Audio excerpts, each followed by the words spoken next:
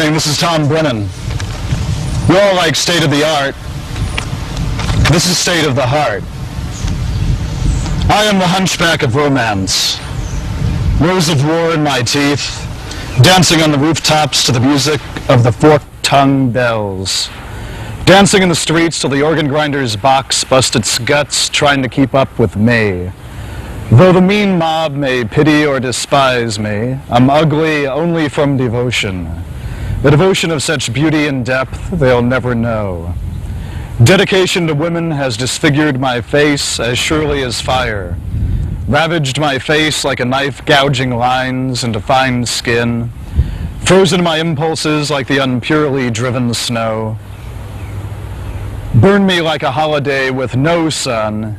And I don't complain because a hunchback isn't proud of being crippled, only humble about the ability to survive. I am the hunchback of romance, and my scabbed feet kick up and slam down on the cards of fortune and misfortune. I am become one dark rider, so strong I buckled the weakened fates I ride. I am the hunchback of romance, rolling on my back, laughing in the rose garden in the rain. As spring breaks my pain with one flower, as autumn breaks my fall with one leaf, I take to the trees, the secret birdhouse of the rapture and the fury. I am the accursed one, the hunchback of romance. I pull the price tags from my body like the petty arrows they are, and spin free of my rags, a carcass of joy dancing. The hunchback ascendant, the walker on razor-thin turret rims, the balancer on raging drainpipes, the sensible waltzer, cutting the cubist rug on buckled floors and collapsed roofs in a city wound, so deep the fevers infect themselves to the core. I am the hunchback of romance. There's a riot in my head, but an Eden in my heart. My heart is stronger than the street, no cracks in my heart. Just the endless bleeding cleansing me in ever-widening cycles, tuned to those of women narrowing, rising with smiles and scythes in the mirrors I've spit in, and the grain of the wood I've burnished. Locks I've wound with wit running backwards to a spilled future, the rich devoured by maggots in their cars. I am the hunchback of romance, a limping, loping, movable sacrament. I am the licked candle, burning at one end and smoking at the other, the flame of inspiration on top, and everything else melting into quicksand pools that cover my tracks through the cracked streets. I am the hunchback of romance, starving my exile high above the predators, the locust girls winding me into their legs, the donkey men braying their cold-blooded sickness and preening. I am the hunchback of romance, swinging on the bell rope, belfry to burning belfry, while they shake their fists below and jeer the grace of the damned one who's learned to fly their bird-feed coop and slaughtered pig trough. My neurons faster than a bullet train to the heart of the antimatter. This hunchback has learned to disappear. The hunchback dervish is folded up in the mirror in his palm. Give me a crowd and I'll stand out in it. Give me a mob and I'll let them hang themselves. Give me stardom and I'll kill you all with my cutting anonymity. I got an apron and a cleaver and I'm quite prepared for Chicken Town. Let the feathers fly where they may. This hunchback runs on tar. This molten man is dancing the Vesuvian plains to sand. The elevated monster has perfect diction to direct you all over the cliff. A melodious voice to feather your descent. The dog you kicked is hunchback power now to rip out all your throats. You'll be dead before the leash hits the ground. I am the hunchback of romance, too strong for TV. I need a blood-red Stratocaster to get this news across. So all you guitar soldiers plug in and join me. This hunchback has enough electricity to power you and your equipment. There is cyanide in my hyacinth madrigals. I dig the earth deeper than the mole, and the earth repays me with the most musical camouflage to nestle in. I have faded into the woodwork so deep, even the trees are envious of my foliage. I am the hunchback of romance, the sweet violin that melts into your heart. I kick in the canvases of discolored eyes that walk on all the oils and never get in too deep. The ravaged face of running paint, running down like pop art on your window. The striped moon, a round face in this wilderness of gnarled, bony faces. Emaciated clenched fists with sunken eyes. I am the hunchback of romance, and Dream, the chiropractor that adjusts my spine.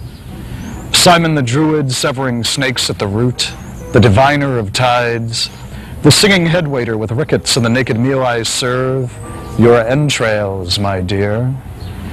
I am the hunchback of romance, sowing your belly the golden field of pleasure. I am a Stonehenge in your Jerusalem, a hunchback's touch as gentle and warm as your bath. I am the hunchback of romance. I loose a fury of quiet beauty and kill the demons to keep myself free. I am the hunchback of romance, stronger because of my infirmity, purer because of my faith that one day the hunchback stands up straight and casts light where the crooked shadow once stood.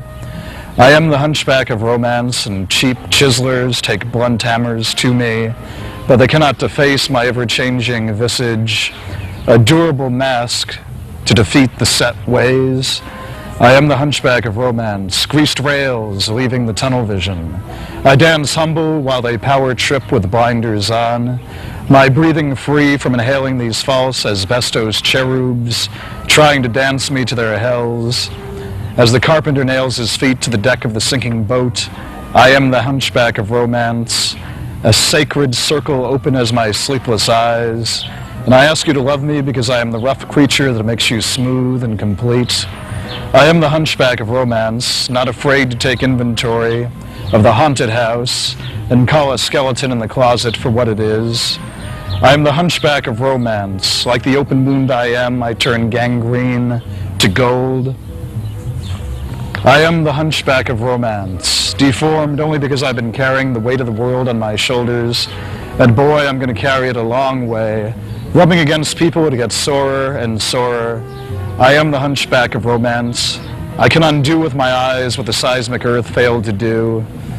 All your structures are unsound to my ears and eyesores, to my all-seeing dreams. I am the hunchback of romance, the still center in all the dire tumult. Love, the only nature in my superated pores. Rush hour is all its own game, and time the sorry bastard of man.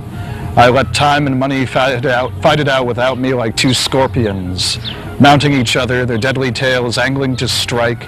In a corked bottle I throw away over my shoulder. I am the hunchback of romance. My kisses are wine, and I can never lose my religion, because my religion is a sense of humor strongest when things get worse. I am the hunchback of romance, and I know the rain by heart. I know the wind that sears. I know the blood of years. I know the sweat of days. I know the dirty laundry on every washboard stomach. I know where the sand gets wet and where it stays dry.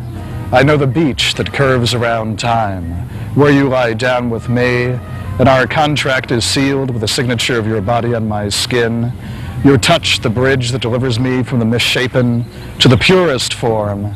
I am the hunchback of romance, and only your powers of love reach me, the crucified Valentine between donkey thieves, staked up on crude double crosses in the desert I once turned to green. I am the hunchback of romance, delivering myself again with the power of the word, now and in the beginning. The hunchback of romance, a hunchback become a god with a small G force. I am the hunchback of romance, and only a few of you recognize me. Yeah, that which doesn't kill me makes me famous for 15 minutes. Yeah, that which doesn't kill me makes me famous for 15 minutes. And television has been trying to kill me in its image, not even mine. This is my public service announcement. Otherwise, I'd be doing community service. You'd see me on the side of the freeway, raking up leaves and picking up paper cups with Kelsey Grammer and Kiefer Sutherland and Liza Minnelli, a whole long chain gang of celebrities. I've done 63 shows in the past 2 years, and all I can say is, come here, television. Roll over, television. Tell McLuhan the news. Fetch the paper full of corporate lies and bring it to me in your teeth, television. Play dead, television. Play brain dead like you usually do. Television has aggravated my schizophrenia. When somebody from my neighborhood comes up to me at the 7-Eleven and tells me they caught a spoken word show of mine, like this guy came up to me with booze breath streaming off him at the 7-Eleven, he said, "Hey, essay, man. Hey, I saw your show, man. You're on like cable, some public access thing, man. You were reading this poetry about women and stuff, man. That was pretty cool, dude, man. I didn't know you had a show." When people come up to me and say stuff like this, it takes me a while to locate in my memory the fact that my disembodied, disenfranchised image is replicated onto cold, inanimate screens in someone's home far away. Disenfranchised, I'm like my own third world, wandering incarnate and discarnate at the same time. I'm an emerging country, being gobbled on by multinationals, passing through some electromagnetic time-space continuum, and that kind of stuff is bound to drive you weird. But you know, that which doesn't kill me makes me famous for 15 minutes. Yeah, that which doesn't kill me makes me famous for 15 minutes. And we shall rise above just as soon as we're finished underachieving. But television is a strange kind of saving grace for the rest of my life. As I told you all in show 27, what Roger Pickett and I are attempting to do. A week ago, I went to the emergency room. I'd been overcome by a series of near blackout spell type anxiety attacks for about 2 months, and they were increasing in cluster-like formations throughout the course of my average workday. My heart would start pumping and blood would rush to my head in a ferocious near-stroke type intensity. My eyes would dim out from the pressure behind them, my ears would ring, I'd feel dizzy and not sure where I was. I felt like passing out, not for comfort's sake, but taking a jackknife leap into a black void. That'd be the most comfortable condition.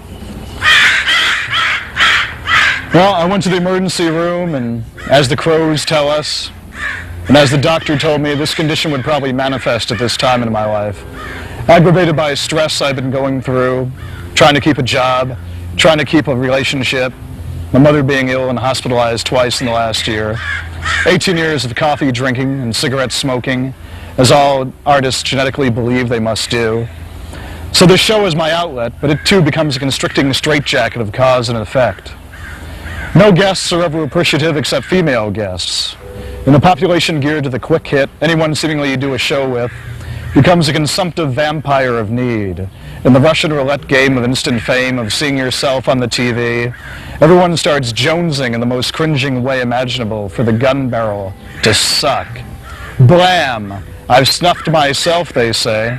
I blew a hole in my identity so my ego can bleed through on everyone.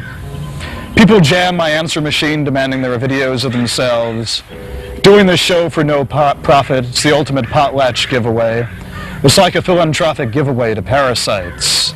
I'm supposed to be messenger boy of their twisted tics and whims, rushing around with furnish them with copies of their artifice. But that's a sidebar, as they say nowadays. The main thing is I have to maintain my health and my lack of stance as an artist. But like the Ebola Zaire virus, now coming to fame with the Dustin Hoffman movie, art imitates life, and Hollywood imitates death, or does it? I've come to the place where the stress of living wages, being reduced to an economic unit, and the battering of my health has left my chi, my energy weak, and my yin weak. I've depleted precious resources, strip-mined the corporal interior that houses the connective tissue to my soul, and I'm paying the price.